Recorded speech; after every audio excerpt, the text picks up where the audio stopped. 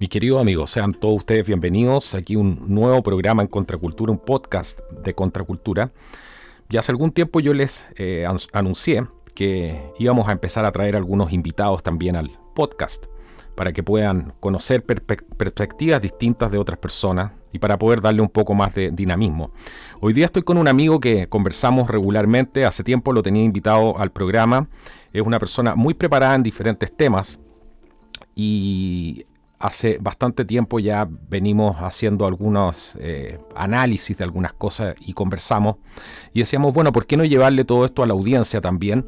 Él ha participado en algunos otros canales, así que probablemente sea una voz que ustedes ya conozcan. Me refiero a Juan Ignacio Valenzuela. Juan Ignacio, bienvenido a Contracultura. ¿Cómo estás acá? Un placer tenerte aquí. Hola Carlos, ¿cómo estás? Gracias a ti por invitarme. Espero podamos hacer un programa entretenido y bien variado, así que vamos. Sí, bueno, ojalá que la gente se prepare, nos vea hasta el final, esperemos estar a la altura de lo que espera la audiencia. Vamos a tocar, la verdad es que bastantes temas de la contingencia, de lo que está pasando, para que se puedan hacer una perspectiva más completa de algunas de las cosas que están sucediendo hoy día y que tienen a tanta gente, Juan Ignacio, que le está quitando el sueño. Pero antes de empezar, me gustaría que le comentes a la gente brevemente, porque la verdad es que tu currículum es bastante nutrido, pero cuéntale un poco a la gente más o menos a qué te has dedicado, a qué te dedicas, para dar un poco de tu background. Bueno, para no aburrir a los auditores, me voy a ir básicamente a los últimos 4 o 5 años. Yo he trabajado prácticamente toda mi vida en multinacionales, en temas relacionados con economía, con administración y gerenciando, y me ha tocado viajar mucho por América Latina. Por lo tanto, me ha tocado conocer realidades muy distintas y eso me dio un pie para el último paso que di en mi carrera profesional, que fue justamente dedicarme a las consultorías y a la asesoría. Y en los últimos meses, los últimos años, los últimos 2 años, mucha gente me empezó a preguntar por temas relacionados con cosas políticas. Y tuve que empezar a estudiar historia y entender un poco más la política y la relación que tiene que ver con la economía. Y eso me permitió entender un aspecto que no me había dado cuenta durante muchos años, que a propósito de las preguntas de los clientes me llevaron incluso a conversar contigo y con otros canales y darle mi opinión con respecto a algunos temas que son bien complejos. Básicamente eso, resumiéndolo.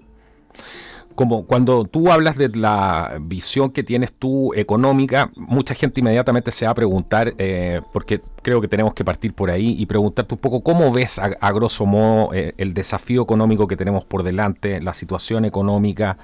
¿Eres optimista? ¿Eres más bien negativo respecto a la situación que estamos viendo? ¿Cómo ves un poco el futuro de esta situación que estamos viviendo ahora, que mucha gente ve tan compleja? Sí lo es. Ahora, yo creo que la naturaleza humana es resiliente de por sí. La gente en los momentos de mayores crisis, de mayores dificultades, se reinventa y aprende a sacar lo mejor de sí. Desgraciadamente aquí va a pasar de que algunos no lo van a lograr y sí, se van a quedar en el camino, pero me sorprende la capacidad de reinvención que tiene y sobre todo el pueblo latinoamericano, que tiene una forma de hacer las cosas que es bastante inteligente. Saben hacer mucho con muy poco. Pero es un desafío importante. Yo creo que aquí no hay que aburguesarse y hay que saber sacar lo mejor de cada uno.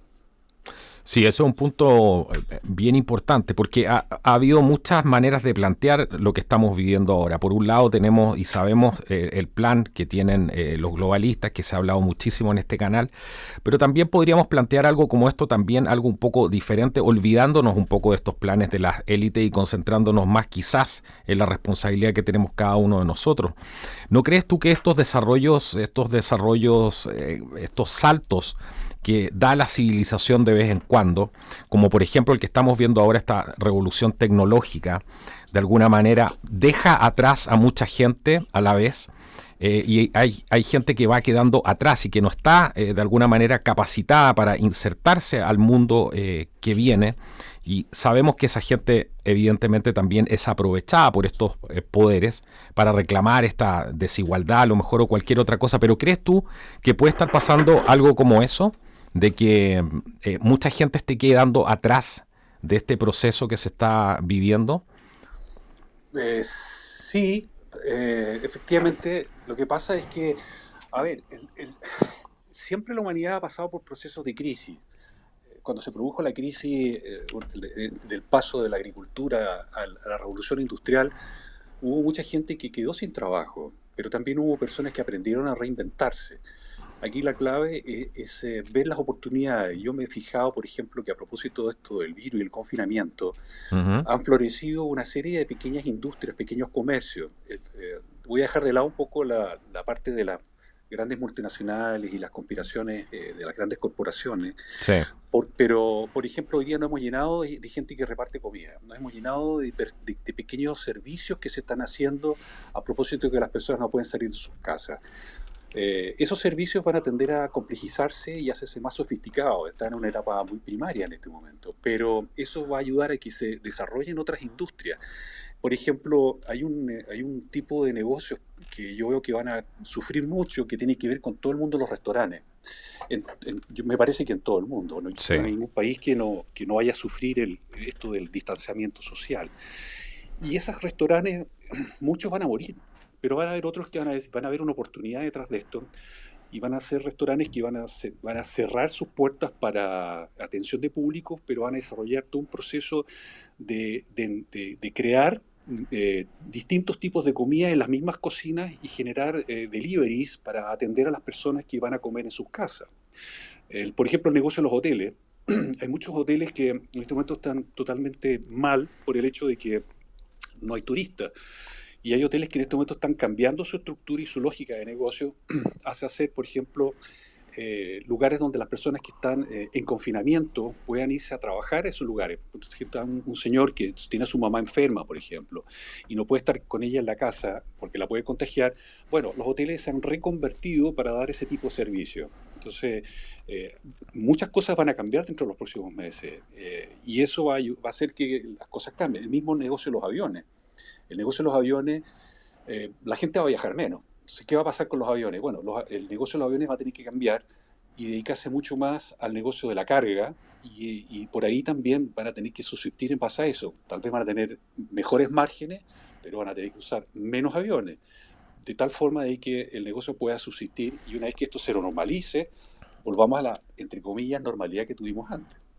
Que yo claro. creo que esto va a durar por lo menos 24 meses, es mi sensación.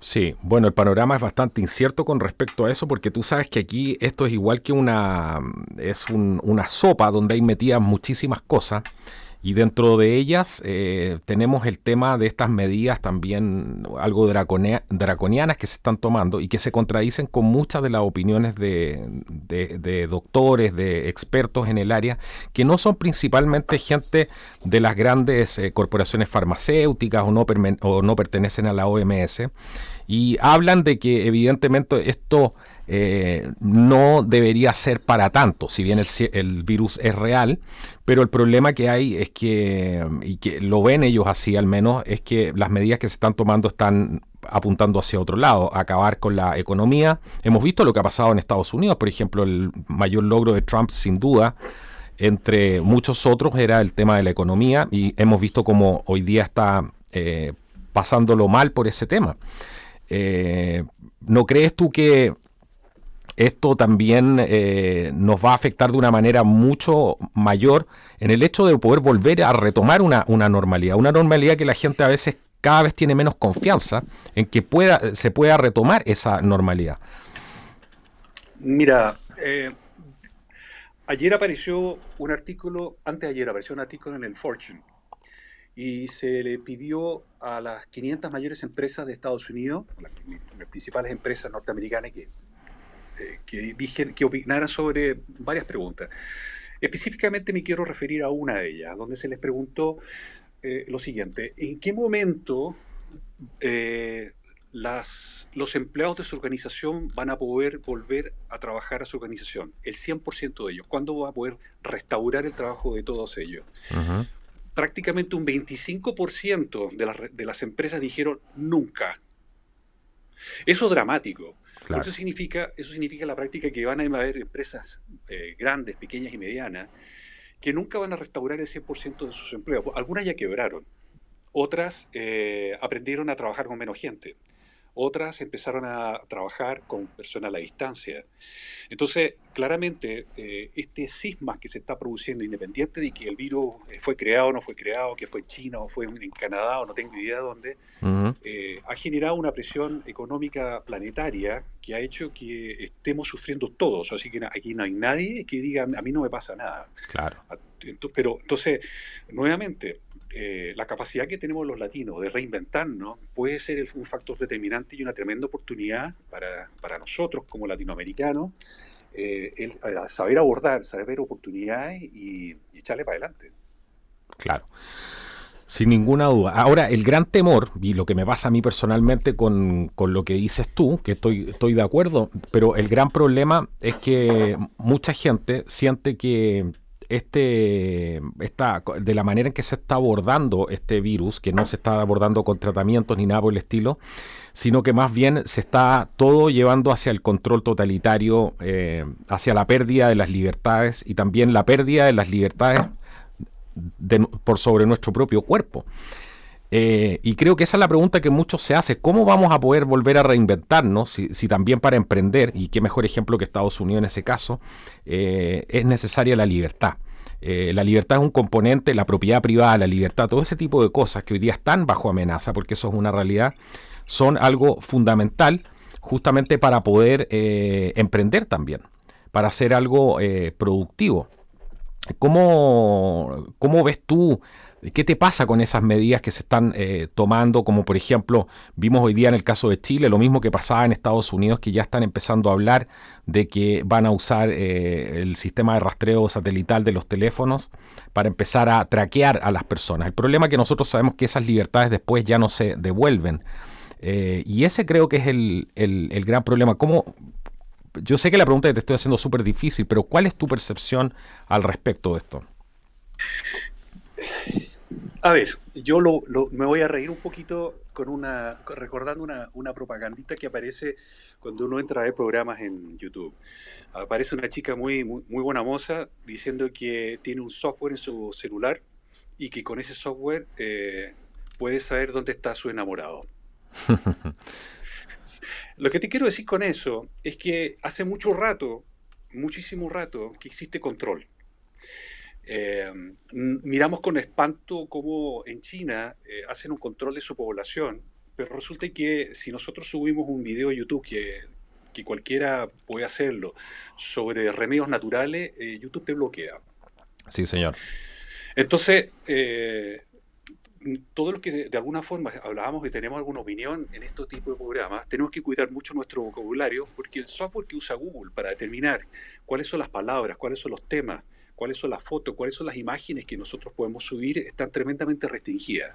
Entonces, el hecho de que hoy día los gobiernos digan por la prensa que van a comenzar a hacer seguimiento de las personas, si lo vienen haciendo hace mucho rato. En prácticamente todos los países existen normativas en que se le pide a las compañías telefónicas los registros de los llamados que ha recibido determinado personaje en algún momento, y ya lo tienen. Estados Unidos tiene 16 agencias de inteligencia. Hay una sola que se dedica solamente a la inteligencia en todo lo que es el mundo de Internet. No vengan a decir ahora que Sí. esto es algo nuevo. Y Viene haciendo hace mucho rato. Claro. Y justamente en Utah creo que hay una instalación que graba absolutamente todo. Consume la electricidad que consume una ciudad pequeña, tiene cientos de miles probablemente de discos duros adentro, y es solamente para poder grabar justamente todo lo que pasa por las redes. Va cayendo justamente a esos discos, probablemente son discos de almacenamiento.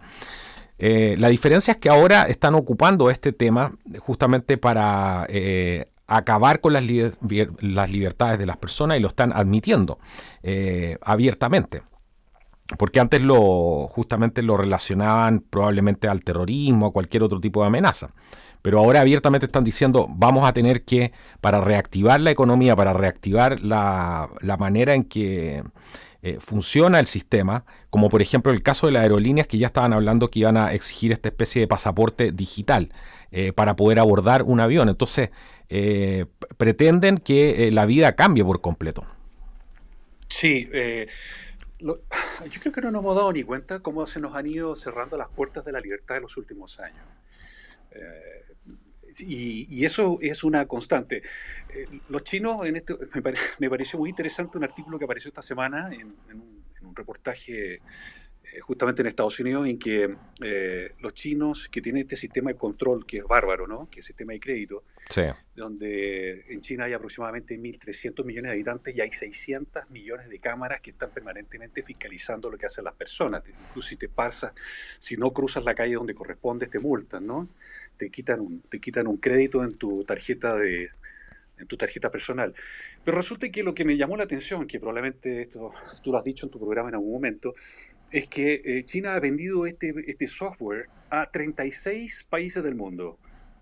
Escucha las cifras, son 36 países en el mundo que ya tienen este software. sí. Quisiera saber cuáles son esos países. O Uno sea, de ellos es saber, Venezuela. así es. 200 millones de dólares le costó al señor Maduro comprar el software justamente para fiscalizar a su gente en Venezuela. Pero, ¿qué otro país en América Latina ya lo compró? Claro, Tenemos más de 40 países en América Latina. ¿Alguien podría levantar la mano y decir, yo sé que en mi país ya lo hicieron? Podría ser una pregunta interesante, ¿no? claro, claro. Sí, una de las cosas que tratamos de no perder de vista, porque creo que no va a existir un futuro que sea bueno para todos nosotros, es si perdemos de vista y no luchamos por defender nuestros derechos, que nuestros derechos hoy día están bajo ataque en nombre de los derechos de las otras personas, de las minorías que, como yo he dicho anteriormente, las utilizan justamente para acabar con estos derechos de las mayorías. ¿Cómo te has sentido tú, por ejemplo? ¿No has sentido en el último tiempo que has perdido una gran cantidad de derechos o te sientes amenazado en tus derechos básicos? Porque mucha gente nos escribe y nos dice exactamente lo mismo. O sea, yo sé que hay mucha gente que se está sintiendo de la misma manera. Sí, yo creo que no hay nadie que no se sienta en esa situación, porque cuando a ti te obligan a estar en tu casa y estás sano, y basta que leas cualquier información y te dice que más del 95% de las personas que fallecen es porque tienen enfermedades preexistentes. Entonces tú tienes un señor que tiene 40, o una señora que tiene 35 y no tiene nada y toda su familia está bien, y tú le preguntas, ¿usted conoce a alguien que ha tenido coronavirus? Y te dice, mira, no conozco a nadie. Entonces al final uno dice, bueno, a ver, ¿qué es lo que está pasando? Y yo entiendo la rebeldía de muchas personas. De hecho, el hecho de que te obliguen a estar en tu casa, que te obliguen a no trabajar, que te obliguen incluso en algunas organizaciones como en Argentina, y que te obligan a las empresas a seguir pagando los salarios. Y uno dice, Imagínate. pero Claro. ¿de qué me estás hablando? O sea, me obligas a pagar impuestos, me obligas a no trabajar, a no abrir mi negocio, o sea, y además me obligas a estar en casa. Y además te invaden con una cantidad de información a través de los medios de comunicación que están totalmente izquierdizados, con información falsa, de cosas que uno si lo escarba un poco no te hace sentido. Entonces, claro, uno dice, me siento enjaulado. Ahora, esto ha sido para mí una prueba fantástica en términos de control poblacional, porque sin haber disparado un solo tiro, tienes a todo el planeta encerrado en su casa. Impresionante, no, absolutamente impresionante. Sí, aquí lo más grave es, y que pasa en muchas cosas de la política en general hoy día, en las políticas de los distintos países, lo vimos en Chile también en el caso puntual de la Revolución de Octubre. Vimos este tema de que se empiezan a tomar medidas para paliar las supuestas consecuencias de ciertas acciones o ciertos problemas que se suscitan, pero no se investiga las causas. Entonces es muy peligroso meterse a ofrecer soluciones sin haber investigado antes lo que pasó. Y aquí no se está investigando lo que realmente pasó, son muy pocos los que están llamando por hacer una investigación y eso ya hace dudar completamente de todo el espectro que hay detrás de esto. Porque, ¿por qué no se quiere investigar? ¿Por qué siguen protegiendo a China? ¿Por qué no ha salido todavía, por ejemplo, el señor Tedros si todo el mundo sabe y rechaza su gestión, tiene una gran cantidad de rechazo por encuestas que han salido, etcétera? Entonces, a mí me parece, no sé cómo lo ves tú, pero a mí me parece muy peligroso el tema de que no se investigue qué fue lo que pasó antes de tomar algún tipo de medida al respecto. Perdona, mencionaste muchas cosas. ¿Por dónde te gustaría que me fuera? ¿Por la OMS, por Chile, por la investigación en Chile? No, en general que no se investiga antes de tomar decisiones. Entonces, aquí nos están diciendo que nos tenemos que poner una vacuna, que tenemos que hacer una serie de cosas, que tenemos que estar encerrados en la casa, pero no se investiga, el mainstream no investiga qué fue lo que aquí realmente pasó y parece no le interesarle lo más mínimo. Ese es el punto. A ver, hay una situación que yo te la voy a responder indirectamente. En Estados Unidos, hace unos 40 años atrás, más o menos, las tabacaleras le pidieron a un grupo de personas, a un grupo de investigadores que hicieran una investigación sobre el daño del tabaco. Hasta ese momento todo el mundo fumaba y no había ningún problema, se fumaba en público. Probablemente algunas de las personas que están escuchando aquí se van a horrorizar de saber que en los aviones se podía fumar. Sí, claro. Y después en algún momento se le pedía a las personas que fumaran en la parte de atrás. Era la zona de fumadores en los aviones. Claro. Y resulta que este investigador terminó terminó el estudio y detectó que efectivamente el tabaco era dañino, era malsano. Bueno, le entregó este informe a las tabacaleras y las tabacaleras le dijeron, ya, muchas gracias, aquí está su remuneración por haber hecho esto y punto. El tipo se dio cuenta al poco tiempo que esto no salió a la luz pública y fue a las compañías, a los periódicos y a los medios de comunicación a informar. ¿Qué le dijeron? Mire, no vamos a publicar esto porque resulta que nuestros principales auspiciadores en este programa o en este periódico son las tabacaleras.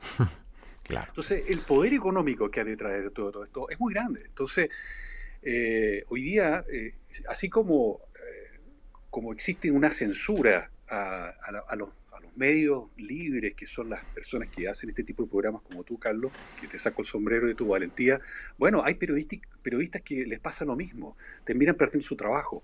Hay médicos que abren la boca y cuentan la verdad y lo censuran, pierden su trabajo. Entonces, existe una cantidad de dinero en el mundo muy grande justamente para ocultar cosas. Entonces, para alguien que alguien de la calle que está escuchando el programa, saber exactamente qué está sucediendo es muy difícil, porque le censuran los canales y le censuran los programas a cualquier persona que lo publica. Entonces, es muy difícil. Si nosotros escarbamos un poco en la OMS y nos damos cuenta que hace 20 años atrás la OMS era una organización multipaís, ¿multinacional? No era multinacional, era una organización multilateral, esa es la palabra. Uh-huh. Y resulta que cuando asumió una expresidente de un país nórdico, tuvo una ambición de hacer de la OMS una cosa más grande y más sofisticada. Pidió recursos adicionales a los países, se la negaron. Entonces ella comenzó a pedir dinero a distintas organizaciones y así apareció la Fundación Gates. Sí. Hoy día el 80% del presupuesto de la OMS proviene de laboratorios. Entonces, y estos laboratorios buscan exactamente que se hagan lo que ellos quieren. Entonces, en la pandemia del SARS, que fue declarado pandemia, en la pandemia del virus aviar, de la gripe aviar, donde murieron 300 personas, se declaró pandemia universal. Obligaron a las multinacionales que estaban ahí a que millones de países y millones de personas compraran el Tamiflu. Y el Tamiflu, solamente en Francia se compraron 100 millones de dosis, se ocuparon 5, y resulta que en Francia, ¿cuánto hay? 60, 70 millones de personas y se compraron 100 millones de dosis. El resto se perdió. O sea, ahí te das cuenta cuál es el poder económico que hay detrás. O sea, cuando uno habla de OMS, cuando uno habla de Tedros, uno está hablando en el fondo de grandes poderes económicos en el mundo que están manejando y están sustentando la información para que nosotros la digiramos de cierta forma. Claro. Y eso es muy delicado, porque para nosotros nos cuesta mucho tomar decisiones si no estamos informados. Exactamente, claro, y algo tan complejo como la Organización Mundial de la Salud no debería tener, algunos entes privados por un tema ético deberían estar fuera quizá, pero no es así, pues. Como bien tú dices, la mayoría de los financistas actuales de la OMS justamente son empresas privadas, son el Big Pharma, las grandes corporaciones que tienen sus intereses muy marcados. Y eso no va a cambiar a menos que la gente exija un cambio y esto realmente se investiga, pues yo te aseguro que esto se investiga y esta gente sale trasquilada, porque aquí hay muchos esqueletos en el closet al respecto de toda esta situación. En general yo creo que hay mucha gente que sabe y no habla por miedo que le pase algo en su trabajo, que le pase algo en su familia. La gente cuida en el fondo su espacio. Los amenazan. Incluso de repente aparecen periodistas que hablan cosas y mueren de causas naturales extrañas. Entonces uno dice, bueno, ¿por qué? Sí. Mira, en el caso de Chile, justo lo hablaba con una amiga el otro día, que le mando un saludo porque se va a dar cuenta de quién estoy hablando, y hablábamos lo mismo. Ella dirige una fundación y me decía, los doctores hablan conmigo, saben que esto no está bien, la narrativa que están dando frente a este tema, se dan cuenta que aquí hay algo raro, pero no se atreven a hablar. En el caso de Chile, yo por lo menos no he visto doctores que hayan salido a contradecir vamos a decir así, al mainstream media chilensis. No lo he visto. No sé si tú has tenido la oportunidad de ver algún doctor que salga públicamente y le den además cabida en los canales, pero todo el mundo está siguiendo exactamente las pautas que finalmente está dictando la OMS. Incluso ahora están hablando de experimentar con una vacuna china. Imagínate de lo que estamos hablando, Juan Ignacio. Sí, mira, te voy a contar una cosa, te voy a responder una cosa bien precisa. Yo tengo un canal también donde trato mis temas económicos y tomé contacto con una connacional que está en Londres. Ella es doctora, médica. Uh-huh. Y me dijo, oye, mira, yo quiero hablar, yo quiero contar la verdad, yo quiero contar lo que está pasando aquí en Londres, quiero contar la información que me ha llegado a través de los médicos y los científicos acá. Perfecto, le dije, hagamos un programa. Uh-huh. Cuando comenzamos el programa me dijo, mira, sabes que lo estuve pensando y vamos a hacer el programa de otra forma.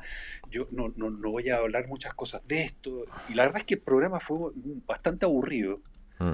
Y porque, claro, en relación a lo que ella me había planteado, era súper interesante, era con datos bien concretos. Y la respuesta que me dio cuando le dije, ¿por qué bajaste tú el perfil en el fondo de esto de apuntar con el dedo lo que estaba sucediendo? Me dijo, mira, lo que pasa es que yo trabajo en esto, entonces yo ya he tenido algunos problemas con mis pares, entonces no quiero tener dificultades para volver a reencontrarme con mis profesionales cuando vuelva al país. Y entonces, bueno, la verdad, te das cuenta que al final la presión te la hacen ver de esa forma. Es la presión que tú tienes cuando publicas algo en YouTube y YouTube te baja un programa. Te obliga a autocensurarte. Claro. Sí, es un juego bien macabro ese, porque por un lado te obligan a autocensurarte, por otro lado tampoco te echan abajo el canal porque también te quieren tener ahí. Entonces es una relación bastante complicada la de los medios independientes realmente con este tipo, en general con todo lo que tiene que ver con redes sociales. Sí, es un tema muy complejo. Fíjate en un detalle, por favor, Carlos. Como hoy día vamos a hablar tú me has mencionado el caso de este país, este pequeño país que queda al final del continente que se llama Chile. Pero yo te puedo apostar que todos los canales de televisión en América Latina están perdiendo plata. Yo creo que no hay ningún medio escrito en América o en el mundo que esté ganando dinero en este momento. Entonces, ¿cómo se financian? En el mundo existen 7 grandes consorcios que se dedican a manejar el planeta. Entonces, basta que aparezca una organización importante, internacional, después las podemos conversar cuáles son, porque todo el mundo las conoce, y le dice al periódico, mire, ¿sabe que yo le voy a comprar a usted un aviso para el próximo domingo? Y lo voy a pagar $3 millones. Con $3 millones, claramente cambia la aguja del negocio y de perder plata ese mes termina ganando. Pero le piden el favor, que el aviso va a ser de tales y tales características, le pagan a un periodista para que publique información que ya está predigerida y prescrita, lo único que hace el periodista es firmarla, y se edita y se entrega para que se publique. Entonces, tú tienes como grandes corporaciones internacionales se han inmiscuido a manejar la información y aquellas cosas que van en contra de sus intereses no te las pueden publicar. Claro.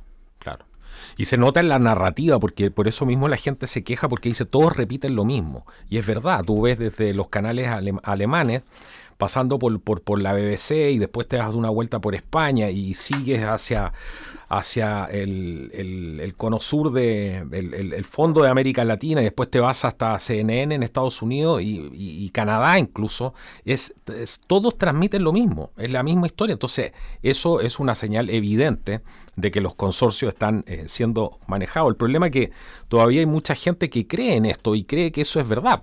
Y porque por el hecho de que sale en la televisión, y con esto no estamos diciendo que nosotros tengamos la verdad, sí, lo importante es que la gente investigue y haga tome esto como referencia y ojalá ni nos crean, ojalá que hagan su trabajo de investigación. Pero mucha gente se queda simplemente con lo que escuchan, sea del lado que sea, y ya sabiendo la cantidad la poca credibilidad que tienen estas compañías, por lo mismo que decías tú, de que son manejadas y la gente se da cuenta que son manejadas. Si el problema es ese al final, que hay mucha gente que todavía cree que es verdad lo que sale en la televisión. Están acostumbrados a eso. Hay un tema que es interesante que yo creo que no mucha gente lo ha visto todavía hoy. Apareció en prensa hoy que una empresa china compró un porcentaje de la Warner Music. Esta misma empresa china ya compró el 9% de Spotify y de Universal. Entonces uno dice, a ver, párate un poco a pensar en lo siguiente, porque yo quiero enseñarle un poco a las personas a que hagan lo que tú estás diciendo, porque de repente uno dice, bueno, ¿cómo investigo? Bueno, esto significa leer un poco más y no quedarse con la primera información. Si nosotros vemos que la misma semana en otro medio de comunicación chinos, en China se declaró que el 40% de la población en China gana menos de $100. Estamos hablando de más de 500 millones de personas que ganan menos de $100. O sea, es prácticamente un nivel de sueldo que no alcanza ni para vivir. Sin embargo, estamos hablando de más de 500 millones de personas. Entonces, ¿por qué una empresa china compra medios de comunicación extranjeros? O sea, aparte de todo el problema que tenemos de este otro lado del mundo, en que tenemos grandes corporaciones adueñándose los medios de comunicación, también tenemos el influjo de gobiernos dentro de las comunicaciones en el mundo occidental. Estados Unidos tiene la posibilidad de exportar a China 50 películas al año. Pero para poder entrar al mercado chino, que es un mercado colosal en términos de corte de boleto, sí. Los chinos dicen, bueno, pero yo elijo los temas y aquellos temas que no son apropiados. Es clave lo que tú estás diciendo. Exacto, es clave lo que tú estás diciendo. Entonces, ¿qué pasa? Una película que es maravillosa, hecha en Hollywood, donde de repente no puede aparecer un chino un poquito malo, ¿no? Que haga algo malo, esa película no va a entrar. Entonces terminan autocensurándose en Hollywood, colocando películas donde los chinos son los buenos.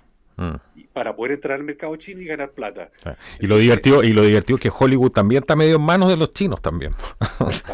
Entonces, claro, entonces, bueno, ¿quién es el malo y quién es el bueno acá? Entonces, al final, uno se empieza a dar cuenta que estamos solos.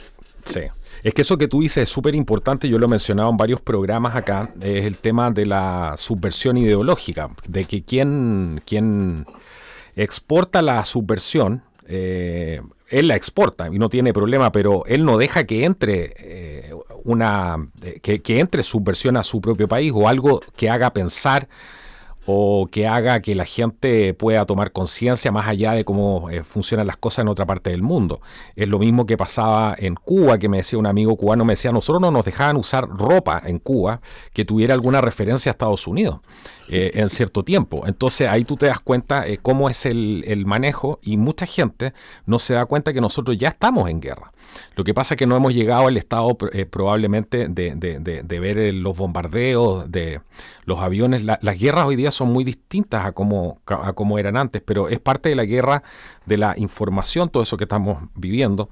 Lo mismo que tú estás mencionando, los medios chinos, bueno, el gobierno de Trump ha hecho un tremendo esfuerzo por corretear estos medios de propaganda chinos que los tiene metidos dentro de todo Estados Unidos. Porque saben que son medios simplemente de propaganda y que están ahí para cambiar la percepción del pueblo norteamericano frente a ciertos temas sensibles, para que tengan una opinión favorable a China. Eso es parte de la guerra de información, de la guerra psicológica. Ahora Estados Unidos le tiene una ventaja importante al resto de América Latina.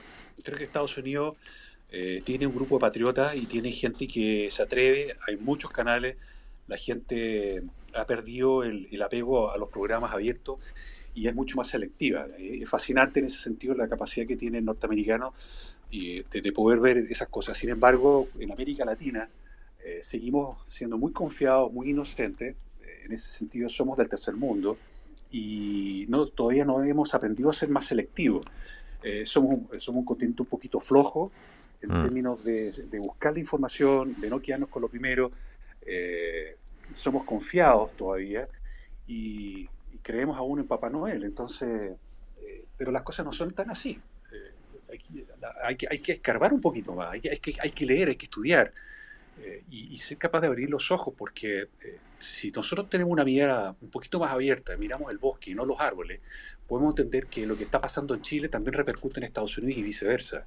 Y no estoy hablando de lo más simple. Cuando uno habla, por ejemplo, de lo que pasó en Estados Unidos hace algunas semanas atrás, este problema racial, para la gente que estaba en Chile era una cosa impactante, porque era ver lo que pasó en Chile el 18 de octubre. Y que no tenía nada que ver con racial acá, po. No tenía nada que ver. Claro. Pero también lo que pasó aquí en Chile es una copia de lo que pasó en Venezuela el año 89, que fue el Caracazo. Entonces, el 500.000 de venezolanos que emigraron a Chile no podían creer lo que estaban viendo. Estaban repitiéndose el plato que vivieron 20 años antes en su propio país. Entonces, claramente que hay movimientos de personas y gente que tiene intereses muy distintos al patriotismo. Y esto que está pasando en Estados Unidos y que pasó en Chile, que pasó en Venezuela, también comenzó a pasar en Chiapas. Entonces, en México. Y todo esto es un proceso de anarquismo que tiene un objetivo finalmente de tomar el control de los países. No perdamos de vista que América Latina en este momento produce casi el 50% de los alimentos del planeta. Mira qué interesante eso. Ese tema que tú vas a mencionar, pues ya me imagino para dónde vas, y qué bueno que lo estás tocando. Por favor, sigue, porque detengámonos un minuto a que la gente le tome el peso de lo que nos estamos jugando aquí en América Latina. Bueno, a ver, este tema me parece que lo conversamos en algún momento, Carlos. Y tiene que ver justamente con que en América Latina nosotros miramos un poquito menos nuestros países. Y sin embargo, hemos perdido desde la época de la colonia la capacidad de poder ser un continente mucho más unido en muchos sentidos. Y nos han dividido y nos van a buscar segmentar y fragmentar aún más. ¿Por qué? Porque somos países ricos en minerales, somos países ricos en materias primas. Es cosa de ver Colombia. Colombia es un coloso. México, Brasil, cada uno de esos países, en términos de territorio, es una cosa increíble de riqueza. Fíjate en lo siguiente. A Argentina le acaban de decir que para prestarle los dineros que necesita para poder comer, el Fondo Monetario Internacional y el Banco Interamericano de Desarrollo le obligan al presidente a tener políticas de aborto. Entonces, un país que tiene 25, 27 millones de personas, buscan controlarlo. Sin embargo, en Francia, que tiene la cuarta parte del territorio de Argentina, tiene un plan justamente que busca financiar y que las familias tengan más niños. Entonces uno dice, bueno, pero ¿qué es lo que está pasando? Entonces, el vasallaje que tienen con América Latina, el objetivo de controlar a América Latina, sí, de empobrecerlo, de endeudarlo, para poder saquear todos los recursos que tenemos en América Latina y que podríamos realmente controlar el planeta si quisiéramos hacerlo, no lo quieren hacer.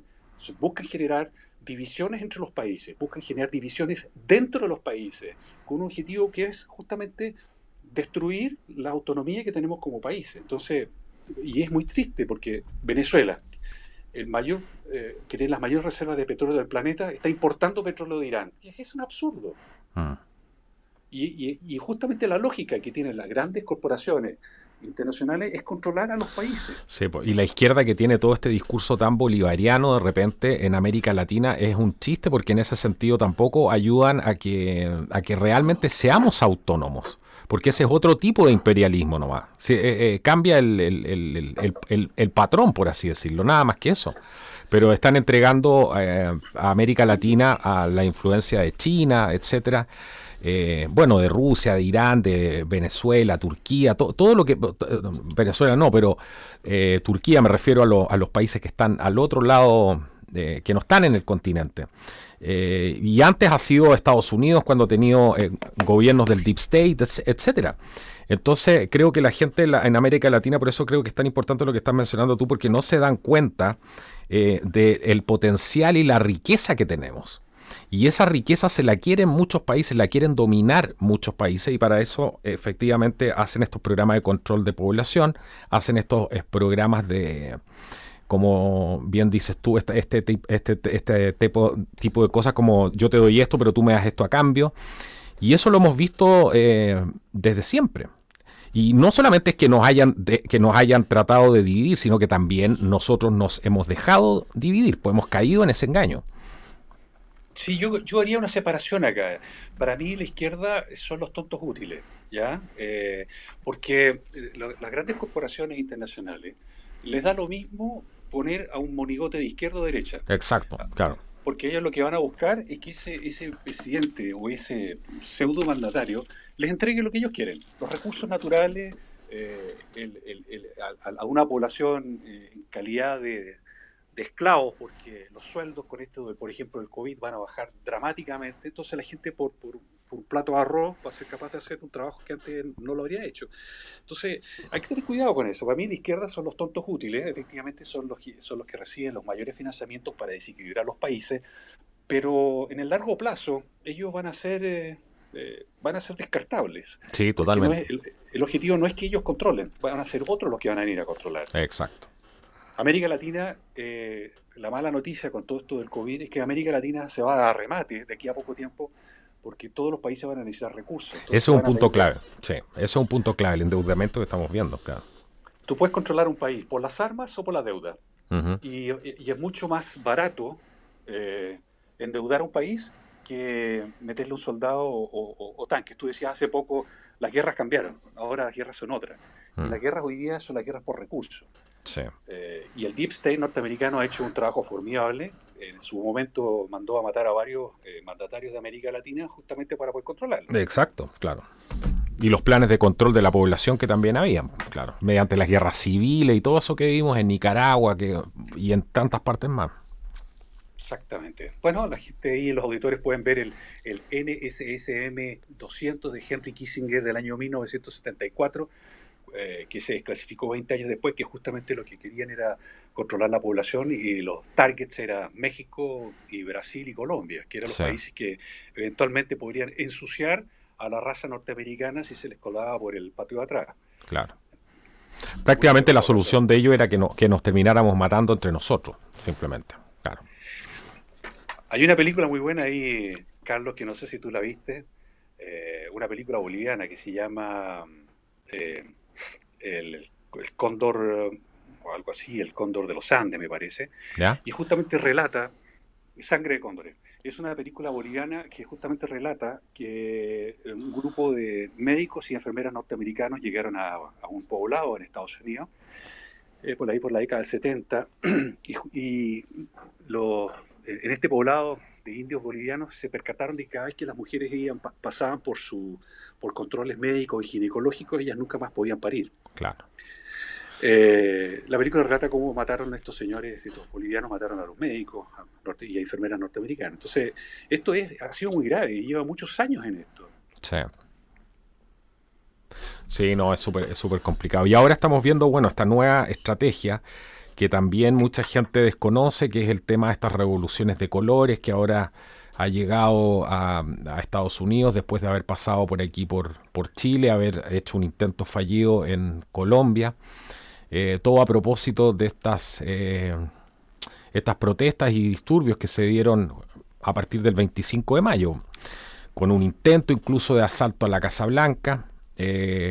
Algo muy parecido a lo que nosotros vivimos aquí vivió la gente en Chile, en realidad, todos, y la gente de América Latina y otras partes del mundo miraba y decía, ¿cómo es posible que la gente quiera quemar su propio país? Y ahora ha llegado también a Estados Unidos, ¿Qué te parece esta situación que has podido sacar? ¿Qué te llama la atención de todo lo que con la experiencia que uno ya va teniendo en este tipo de cosas, en estas revoluciones de colores? Sí. A ver, estas cosas no son espontáneas, primero que nada. Segundo, se buscan generar simpatía sobre ciertas causas, que donde todo el mundo, al final uno, obviamente es imposible que uno no tenga simpatía por una persona que por un mal procedimiento policial terminó muerta. Uh-huh. Efectivamente hay un culpable y hay una víctima. Pero esto no es la primera vez que pasa. Si uno hace y escarba la historia norteamericana, esto viene sucediendo y pasó con el gobierno de Obama en California y pasó en otros gobiernos previamente. Entonces, ¿por qué ahora? Entonces uno dice, pero ¿por qué ahora se produce este nivel de enfrentamiento en forma tan dramática? Los videos que uno ve, efectivamente, ve gente en las calles pacíficamente, pero lo que uno más ve es como una tienda de venta de vehículos en California fueron saqueados y quemados decenas de vehículos. Entonces dice, bueno, ¿qué tiene que ver la muerte de un señor con quemar vehículos o asaltar un supermercado? Entonces, al final uno dice, bueno, a ver, pero, espera, para la película un poco, déjame entender qué es lo que está pasando. Sí. Y en ese parar la película y tratar de entender, uno se empieza a dar cuenta que detrás de esto hay raíces. Uno dice, hay financiamientos, hay objetivos, hay personas, hay jerarquías, hay estructuras. ¿Cómo es posible que gente en distintas ciudades en Estados Unidos haya salido al mismo momento a decir algo? ¿Cómo es posible que hayan habido chinos que no saben hablar inglés que hayan estado tirando piedras en la Casa Blanca? ¿Cómo es posible que hayan habido cubanos y venezolanos participando en las marchas y que llegaron de visita? Entonces uno dice, bueno, a ver, paremos la película un poco, analicemos cómo está compuesta esta torta. Otro punto ahí importante también es el tema de que se copió el mismo modelo que en Chile. ¿Te acuerdas que llevaban gente de otros lugares para hacer las protestas en otras ciudades, cosa que pudieran destruir efectivamente? Ese tema es clave porque la gente en Minnesota de repente decía, oye, pero estas personas no son de acá. Y no entendían el por qué no eran de ahí. Bueno, no son de ahí porque obviamente los llevan de otro lugar para que destrocen, porque la gente de ahí no va a destrozar su propia panadería, no va a destrozar su propio supermercado, pero otra persona que no tiene apego y que no usa esos servicios a diario no tiene ningún problema en hacerlo. Exactamente. Bueno, eso de que las personas son trasladadas. Chile es un país que tiene, perdóname Carlos, se me olvida, creo que son 4.000, 5.000 kilómetros de largo, es una cosa bastante grande. Sí. Y de repente se encontraban con personas que estaban haciendo manifestaciones al otro extremo del país, o sea, un pasaje en avión, lo que te cuesta llegar ahí. Y curiosamente cuando los apresaban y le preguntaban, ¿y usted qué está haciendo aquí? No, yo vengo por turismo. Entonces el tipo estaba con gorras pasamontañas, estaban con pintura, spray, y todos se congregaban en el mismo lugar para hacer las mismas cosas. Entonces uno dice, a ver, ahora, un pasaje, o sea, la estadía de cualquiera de esas personas no era barato. Si tú los multiplicabas por 200 o 300 manifestantes, estábamos hablando de una cifra no menor. Más encima en la Patagonia, es carísima la Patagonia, claro. Claro. Entonces uno dice, bueno, viste que aquí ya se ha destapado, por ejemplo, estas marchas de ciclistas. A cada ciclista le pasaban $25. Entonces se reunían 500, 600 ciclistas para salir a la calle. Entonces uno dice, pero ¿de dónde sale este dinero? ¿Quién lo paga y por qué? Cuando a los tipos que salen a las manifestaciones y que comenzaron a romper las calles, a pintar las esculturas, porque todo, para más de alguien en Estados Unidos dirá, pero pues, es lo mismo que pasó en Estados Unidos. Bueno, exactamente, es lo mismo que pasa en Estados Unidos. Claro. Aquí en Chile pasaba. Bueno, a esos tipos le pagan $75 por salir a diario y están todo el día tirando piedras, hacían boleadoras con rocas para tirárselas a los policías. Y si eran capaces de romper, por ejemplo, quemar una iglesia, se quemaron más de 120 iglesias, se quemaron en 6 meses. Y dice, bueno, ¿y qué tiene que ver quemar una iglesia con una manifestación política? Bueno, alguien dirá, bueno, oye, pasó lo mismo en St. John's aquí en Estados Unidos y lo mismo pasó acá. Bueno, efectivamente, es copy-paste. Y esas personas reciben dinero por hacer esto. ¿Quién está detrás de eso? Claro. Bueno, eso lo vimos en un documental que hice yo, donde hablamos justamente un poco del origen de estas revoluciones de colores con este modelo que se llama Otpor, que fue refinado y desplegado después del año 2004, como esta revolución naranja en Ucrania, donde salía la gente con las bufandas, con los logotipos, con los colores. Después del año 2003 fue en Georgia, como la revolución rosa, Después, más tarde, la secretaria de Estado Hillary Clinton utilizó esta misma plantilla para lanzar la primavera árabe y así suma y sigue. En todos los casos, en ese tiempo estuvo involucrado el Departamento de Estado junto a ONGs, incluidas las fundaciones del señor Jorge. Derrocaron, por ejemplo, a Milosevic, a Popovic, se estableció un centro de control global de capacitación sobre la revolución de color, el Canvas, que era una especie de consultoría comercial con fines de lucro para la revolución, y estuvo personalmente en Nueva York trabajando también todo esto supuestamente con Antifa durante Occupy Wall Street, si te acuerdas también de eso. También estaba el tío Jorge ahí. Y así, mira, podría hacerte un reporte. Hoy día ya se ha radicalizado mucho más con la gente extrema que ha llegado al Partido Demócrata, y eso es algo que quiero hablar en el final del bloque. Esto a ver si podemos conversar un poco de ese tema, de cómo se ha radicalizado el Partido Demócrata con figuras como, no sé, Ocasio-Cortez, Rashida Tlaib, la misma representante de Minneapolis, Ilhan Omar, y todos estos miembros que están cerca de los socialistas democráticos de Estados Unidos. Y es un tema bien complejo, porque todo esto está, como bien tú decías, ¿quién mueve el dinero? ¿Dónde está la plata? Y todo comenzó en el año 2013 con este movimiento de Black Lives Matter, con 3 amigos que se juntaron. Y bueno, toda esta gente ha recibido estos financiamientos. No quiero entrar en más detalle de los nexos con el Partido Comunista, etcétera, pero si tú escarbas detrás, te encuentras siempre con los mismos actores, estas ONG, los socialistas que están con la intención de hacer esta revolución, y a los globalistas que también les conviene esto, y los integrantes que aún en Estados Unidos no hablan mucho de eso, los integrantes del Foro de Sao Paulo, que nosotros los conocemos tan bien y que también se han visto allá involucrados en las protestas y lo han identificado claramente. Así es. Bueno, el Foro de Sao Paulo en América Latina hizo una reunión en Colombia hace unas 3 semanas y se filtró el audio sobre el proyecto que ellos quieren. Y, resumiendo los casi 20 minutos, 21 minutos del audio que se destapó, en el fondo es la toma del control de los países a través de revoluciones que se van a hacer en cualquier país en América Latina. O sea, las instrucciones son llegar al poder a como dé lugar, porque a través de las urnas no lo van a poder hacer. No. Entonces lo van a hacer a la fuerza. Y a la fuerza, lamentablemente, la vamos a pasar muy mal. Yo creo que en ese sentido, los norteamericanos patriotas y los que todavía entienden lo que es ser norteamericano, que no se han dejado de alguna manera subvertir por estos valores importados hacia Estados Unidos, porque no tienen nada que ver con la cultura norteamericana, pero la gente que tiene los pies bien puestos en la tierra, yo creo que se cansó de ver el nivel de destrucción y ver también a lo que es capaz de llegar la izquierda radical. Yo estoy viendo un movimiento que se está generando muy fuerte en contra de esto. Hoy día lo hablaba con una amiga también, que estoy seguro, y le mando saludos porque hablábamos hoy día en la tarde con una amiga de Georgia justamente, y hablábamos también de esto, de que en Estados Unidos la gente en general no está acostumbrada a ver ese nivel de destrucción.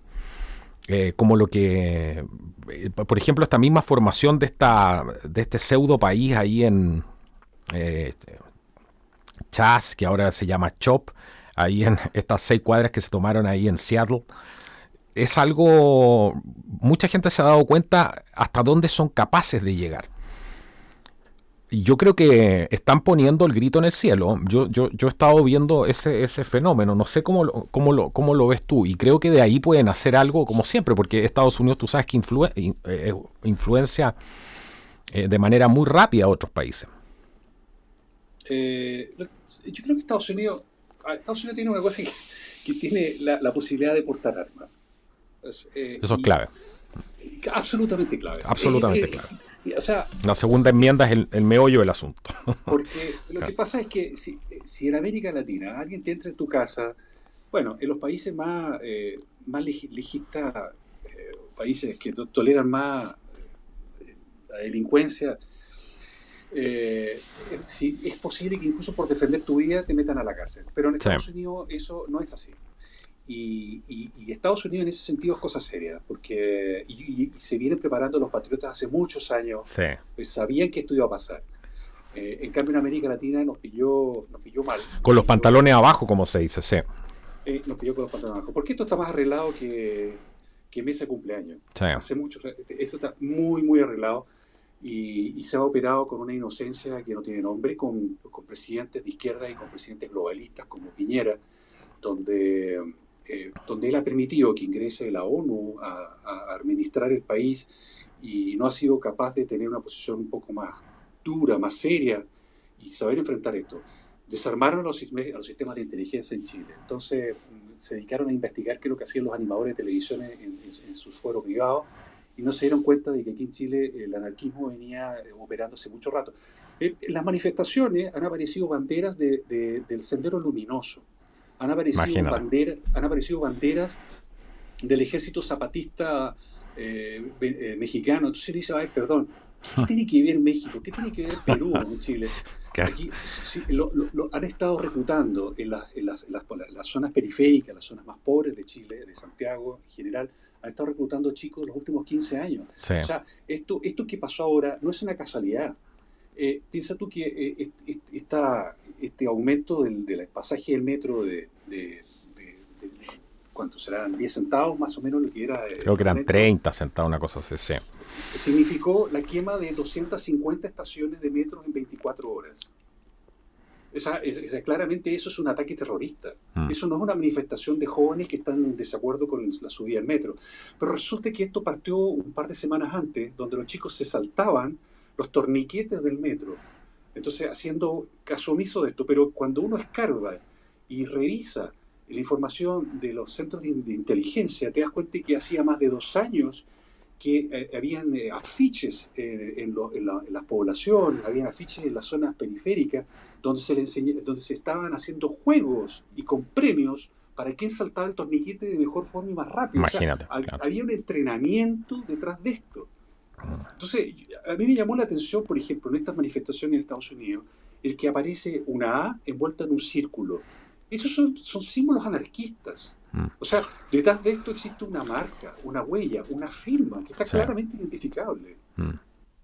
Sí, que no tienen ninguna vergüenza en mostrar. También vimos lo mismo en Estados Unidos, se aparecían hasta las banderas, las banderas mapuches, aparecían allí y una serie de cosas más. Trataron de hacer lo mismo en el metro de Nueva York, parece que no les funcionó, pero también trataron de hacer el mismo tema y siempre vemos lo mismo, o sea, siempre vemos el mismo patrón que se va repitiendo, que estas son cosas sumamente sofisticadas.